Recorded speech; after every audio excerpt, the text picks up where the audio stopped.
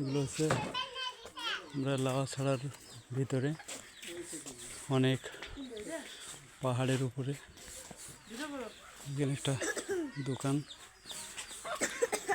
সুন্দর ছোট দোকান। এটা হচ্ছে ওনাদের বসবাসের ঘর।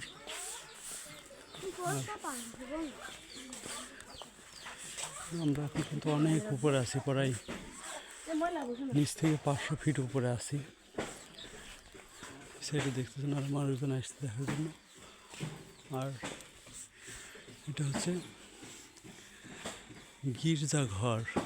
গির্জা মানে খ্রিস্টানদের যেটা উপাসনালয়, এখানে তারা উপাসনা করে। এটা হচ্ছে গির্জা বলে। এগুলো সব পাহাড়িদের ঘর বাড়ি। এই যে পাহাড়ের উপরে এই যে সব পর্যটক দেখতেছে।